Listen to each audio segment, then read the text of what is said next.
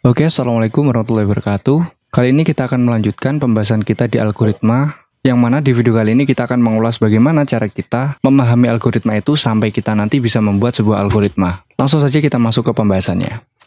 Oke, sebelum kita masuk ke struktur algoritma, kita harus memahami sekali lagi kalau inti dari algoritma sebenarnya itu adalah menemukan solusi atau sebuah pemecahan masalah dari sebuah permasalahan. Untuk menyelesaikan masalah, algoritma membutuhkan sebuah spesifikasi, yaitu ada input atau masukan, proses atau pemrosesan di sana, dan juga ada output atau keluaran atau hasil dari penyelesaian masalah yang diinginkan. Dapat kita pahami di sini kalau input ini bisa berupa apapun ide-ide gagasan yang dapat kita gunakan untuk menyelesaikan suatu masalah. Semisal, saya ingin menghitung sebuah luas dari bidang segitiga. Apa saja nih yang saya perlukan agar saya bisa melakukan pemrosesan sehingga dapat menghasilkan outputan berupa luas segitiga itu?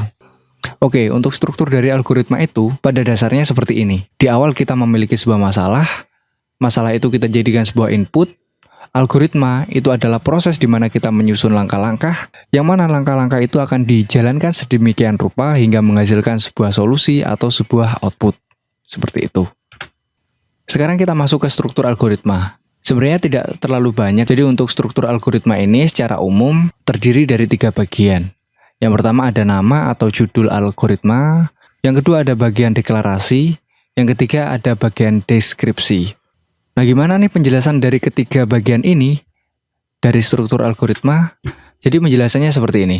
Yang awal ada nama algoritma, jadi nama itu merupakan penjelasan mengenai algoritma tersebut, yang berisi tentang uraian singkat mengenai apa yang dilakukan oleh algoritma. Contohnya, algoritma menghitung luas lingkaran, seperti itu. Selanjutnya ada deklarasi. Jadi semua alat dan bahan yang kita perlukan dalam kalau contohnya tadi menghitung luas lingkaran, apa saja yang saya perlukan agar saya dapat mendapatkan hasil berupa luas lingkaran. Kalau luas lingkaran kita punya rumus yaitu pi r kuadrat. Otomatis saya perlu adanya r atau jari-jari dan juga saya memerlukan adanya pi di sana. Karena saya memprosesnya menggunakan pi r kuadrat. Setelah itu nanti kita akan proses di pemrosesan. Seperti itu. Selanjutnya ada deskripsi.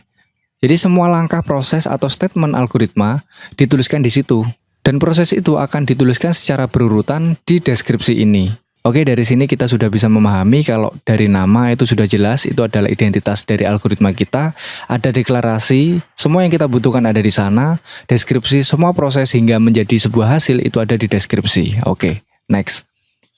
Ini adalah contoh dari penulisan struktur dari algoritma. Di sana contohnya ada nama algoritmanya atau judul algoritmanya adalah resep puding mutiara. Bagian deklarasinya di sana ada bahan-bahannya, bisa kalian lihat ada 1 bungkus hongkue, ada 250 gram gula pasir dan sebagainya. Selanjutnya ada cara pembuatan atau langkah-langkahnya. Nah, itu adalah bagian deskripsinya. Silakan kalian simak di sana. Ini adalah struktur dari penulisan algoritma. Oke, di sini saya juga ada salah satu contoh dari penerapan algoritma untuk mengetahui langkah-langkah mendownload video dari YouTube. Yang pertama ada buka situs YouTube. Yang kedua ada buka video pada situs YouTube. Selanjutnya kita salin alamat video yang dibuka. Lalu kita membutuhkan sebuah situs yang namanya www.yetumate.com. Setelah itu kita menempelkan alamat yang telah disalin ke form yang sudah ada di situs yetumate.com. Kemudian klik tombol download. Nanti akan ada pilihan di sana untuk memilih format video yang diinginkan. Kalau sudah sesuai formatnya dengan yang kita inginkan, kita klik download. Tunggu hingga proses downloadnya selesai. Nah, itu adalah contoh algoritma dalam langkah-langkah mendownload video dari YouTube. Kalau tadi kita sudah mengetahui inti dari algoritma itu apa, otomatis kita akan mengetahui nih, apa aja keuntungan kita kalau menggunakan algoritma. Ya, jadi di sini ada yang pertama, pembuatan atau penulisan algoritma tidak tergantung pada bahasa pemrograman manapun. Ya, di sini perlu kita garis bawahi, algoritma itu bukan sebuah bahasa pemrograman. Tetapi algoritma ini adalah bakal dari sebuah program.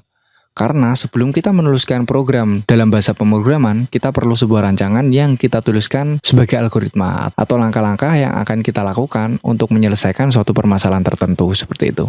Yang selanjutnya ada notasi algoritma yang dapat diterjemahkan ke dalam berbagai bahasa pemrograman. Ya jelas ya, karena algoritma ini sesuai dengan yang kita pahami. Kalau kita sudah memahami suatu langkah-langkah dalam menyelesaikan suatu permasalahan, nanti bisa kita jadikan algoritma yang sudah kita buat ke notasi bahasa pemrograman, seperti itu. Selanjutnya, ada apapun bahasa pemrogramannya, output yang akan dikeluarkan sama, karena algoritmanya sama. Contohnya, saya punya sebuah algoritma nih dalam memecahkan permasalahan menghitung luas segitiga. Saya menerapkan algoritma itu ke dalam bahasa pemrograman C++. Hasilnya akan sama kalau saya akan menerapkannya menggunakan bahasa Python. Jadi apapun bahasa pemrogramannya, outputnya akan sama karena algoritmanya itu sama. Perlu diperhatikan di sini kalau teks algoritma berisi deskripsi langkah-langkah penyelesaian masalah. Dan deskripsi tersebut dapat ditulis dalam notasi apapun asalkan mudah dimengerti dan dipahami. Sejatinya algoritma yang benar itu adalah algoritma yang mudah dipahami. Bayangkan saja kalau manusia saja sulit untuk memahami sebuah algoritma. Bagaimana dengan komputer? Apakah juga bisa memahaminya? Pasti akan error. Oke, di sini tidak ada notasi yang baku dalam penulisan teks algoritma, seperti notasi bahasa pemrograman. Notasi yang digunakan dalam menulis algoritma disebut notasi algoritmik. Yang selanjutnya, setiap orang dapat membuat aturan penulisan dan notasi algoritmik sendiri sesuai dengan pemahaman setiap orang dalam menyelesaikan sebuah permasalahan. Oke, di sini saya punya sebuah algoritma yang sebenarnya ini sudah benar, tetapi sebenarnya ada suatu kesalahan yang ada di algoritma ini. Jadi di sini saya punya algoritma untuk menghitung luas persegi panjang. Yang pertama saya lakukan start, selanjutnya saya memasukkan panjang, selanjutnya memasukkan lebar, lalu kita akan memproses kalau luas itu adalah panjang kali lebar. Setelah itu program akan menulis luasnya dan stop. Oke, kita akan amati sedikit di sini. Untuk sekilas, algoritma ini memang benar. Tapi sebenarnya ini ada kekeliruan. Coba kalian amati dan coba kalian tebak apa kekeliruannya. Di sini kita cek. Nah, untuk algoritma yang kita buat di sini, dia tidak ada pembatasan. Kalau kita logika, apakah ada persegi panjang yang tidak memiliki panjang? Contohnya, semisal saya sudah men-start ya, di sini sudah memulai programnya, lalu kita memasukkan panjang, kita ketikkan angka 0. Apakah ada bidang persegi panjang yang panjangnya itu 0 cm atau 0 meter, tidak ada panjangnya? Berarti dia tidak disebut sebagai persegi panjang, tapi panjangnya 0, persegi tidak punya panjang, seperti itu. Begitu pula dengan lebar, kalau kita tidak memiliki lebar, lebarnya 0, apakah bisa disebut sebagai bidang persegi panjang? Kan tidak bisa. Otomatis di sini programnya kurang valid. Kita bisa memberikan pembenaran seperti ini, jadi kita berikan pembatasan di sana kalau panjang itu tidak boleh 0. Jadi panjang harus lebih dari 0. Akhirnya untuk programnya langkah-langkahnya seperti ini. Kita mulai, setelah itu memasukkan panjangnya. Apabila panjang itu lebih dari 0, kita akan lanjut ke langkah keempat atau langkah selanjutnya. Kalau tidak, maka stop. Seperti itu, jadi tidak bisa lanjut ke langkah selanjutnya. Kalau sudah lebih dari 0, P-nya, panjangnya, sekarang kita memasukkan lebar. Begitu pula dengan lebar. Kalau dia 0, maka stop nih. Kalau lebarnya lebih dari 0, boleh lanjut ke langkah ke-6.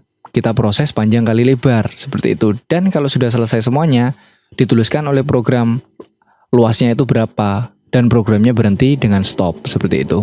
Oke, dari contoh-contoh dan pembahasan yang tadi kita ulas, kesimpulannya, untuk algoritma itu yang terpenting adalah yang pertama, algoritma harus benar. Maksudnya benar ini tidak ada aturan tertentu, tetapi algoritma yang benar sejatinya dia adalah algoritma yang mudah dipahami dan bisa dijalankan. Kalau tidak bisa dijalankan, apalagi dipahami, manusia aja nggak bisa, apalagi komputer. Yang kedua, algoritma harus berhenti. Kalau kita sudah memulai sebuah algoritma, harusnya prosesnya harus berhenti dan mendapatkan suatu hasil yang sesuai dengan yang kita inginkan. Yang terakhir di sini, algoritma memberikan hasil yang benar.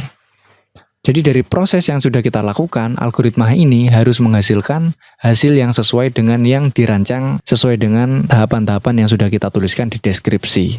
Oke, kalau kita sudah memahami tentang algoritma tadi, selanjutnya di sini ada algoritma versus program.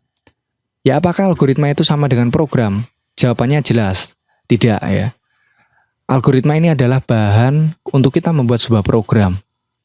Di sini ada penjelasannya kalau program itu adalah kumpulan pernyataan komputer dan tahapan sistematis dalam program adalah algoritma. Jadi di sini bisa kita simpulkan nih kalau algoritma itu ada di dalam sebuah program. Jadi nggak mungkin ada sebuah program yang tidak memiliki algoritma dalam pembuatannya. Pasti dia memiliki algoritma atau langkah-langkah yang harus dilakukan oleh program itu untuk menghasilkan penyelesaian masalah. Ada lagi nih di sini, kalau program ditulis dengan menggunakan bahasa pemrograman.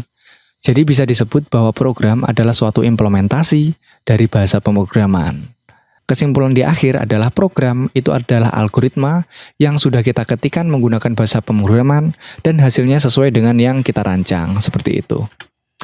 Oke, mungkin itu pembahasan kita tentang algoritma atau struktur algoritma di pembahasan kali ini. Semoga bisa menjadi bahan belajar untuk kita semuanya. Saya akhiri video kali ini. Wassalamualaikum warahmatullahi wabarakatuh.